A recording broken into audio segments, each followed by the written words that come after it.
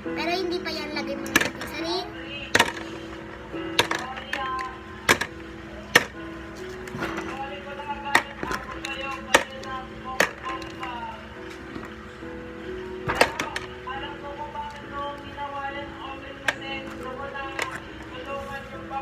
At hindi pa yan nagtatapos.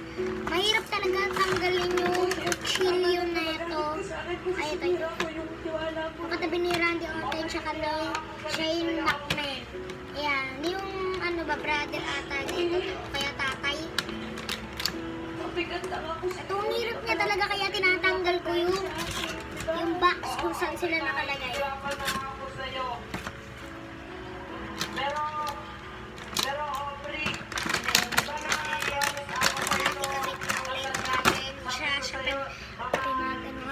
At ang sunod natin,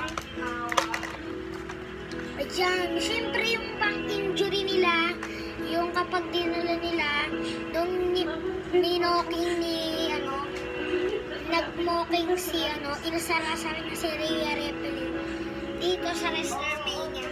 Ginanong-ganon nyo. Siya, kasama niya si Dominic Mysterio. Iloko-loko niya. Yan, nalagot niya yung si Liv Morgan. So, ang Bat Natalis, syempre yung mga karakter naman ng WWE.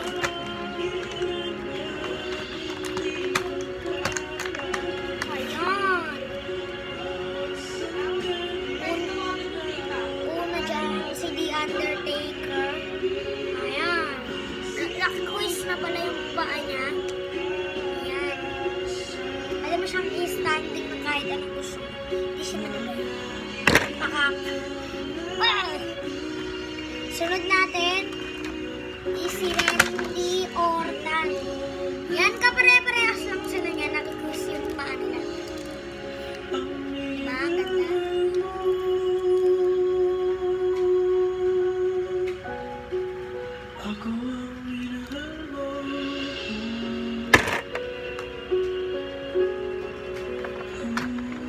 Oh, tapos ito si Mick. Ay, parang si Chris Jericho to. Kanina pa kita tinatawagan, hindi ka sumasagot. Hindi ko alam, basta comment section na lang yan kung sino yan. Kung alala yung mga wrestler. Ito, si Goldberg. Dito siya sa picture. She can't even talk. Dito siya ba sa picture? Kaya si Goldberg. Nakasigaw rin si Goldberg, oh. Kapare, di ba nakasigaw? Tignan nyo. Picture tayo. O yun, diba? Diba na kapag kaibigan mo? Diba? Diba na parang Sa inyo. hindi na best friend? O, diba? O, ayun o. Matibay siya. Agad-agad siya nasisira. Pero yung kamay, hindi ko alam kung nasisira. Yung kamay niya is kay John Cena, tapos yung katawan niya talagang kay Goldberg. Kung tutuusin, hindi naman Yung paa niya, ayan, kay Goldberg, katawan niya. Yung ulo niya, yung balat niya, kay John Cena talaga yan. So, tara, paglaban na natin sila. Ay, ang papaglabanin ko, ito si Goldberg tsaka versus Undertaker. Gusto paglaban ko. So, tingnan nyo guys kung paano paglabanin niya. Kasi yung accessory ng pinapanghampas nila dito sa WWE.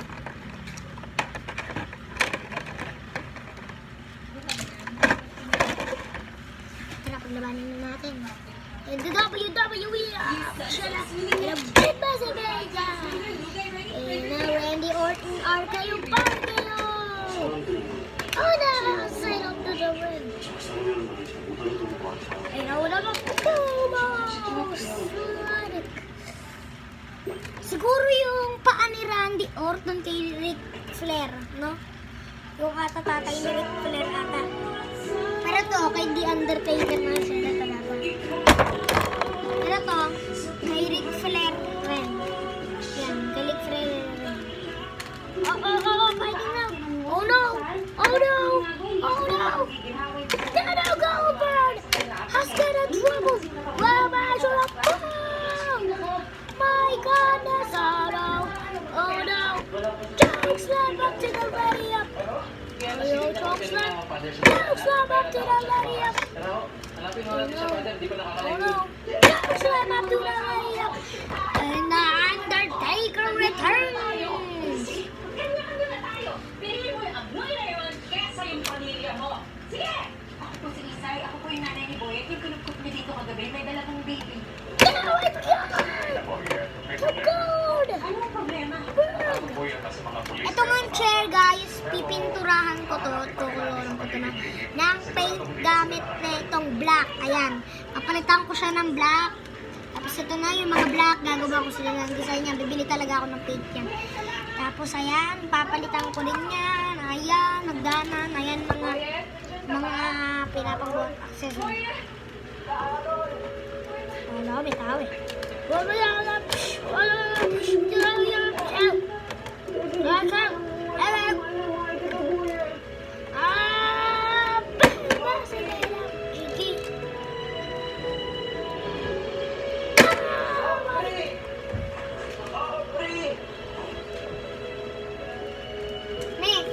Bigat lang ako sa iyo. Hindi ka palagi nahihirapan dahil sa akin, di ba?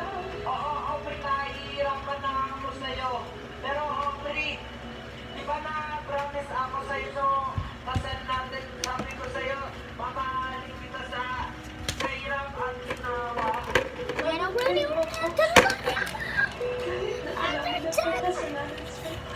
Oo, Aubrey, Tagit siya.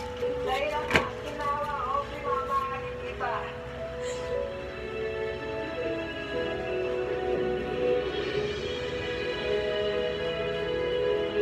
Boom, boom, shake, shake.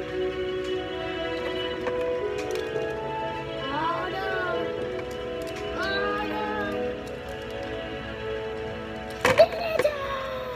Ako, nanay, nandito lang kami, Nay. Alam mo, ang muntik na mapahamak sila Boy sa ginawa mo. Sorry na nga, eh. Hindi ko naman nakalain na aabot sa ganito eh. Carol, salamat ha. Hanap ko sila Boy.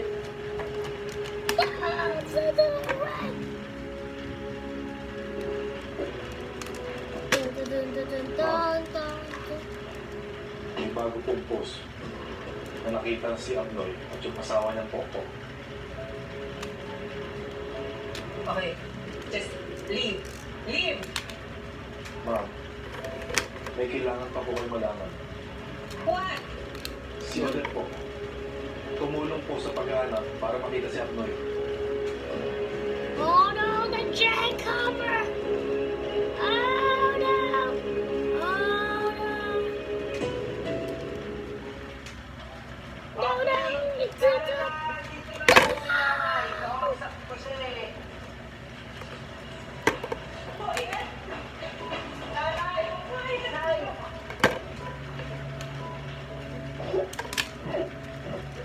Oh no, jackhammer boys die! Nay, hindi kami nasaktan. Hindi, Nay. Hindi kami nasaktan po. Nanay, anak ko si Aubrey. Ayan na siya, oh. Bakit ka umalis at hindi nagpapaalam? Oh, sorry po. Sabihin mo sa akin, Aubrey. Umalis ka ba dahil wala ka nang nakikita sa anak ko?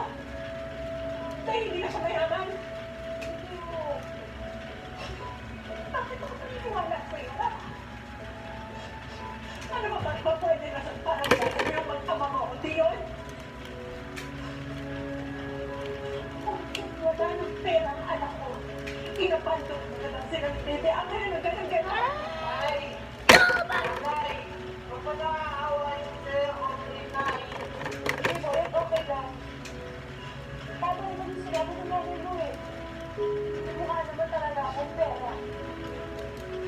Pero namin, isang sabi naman maniwala ka, hindi naman talaga yun ang kaso. Pero ano? Okay, sabalik ako kayo ha. Hindi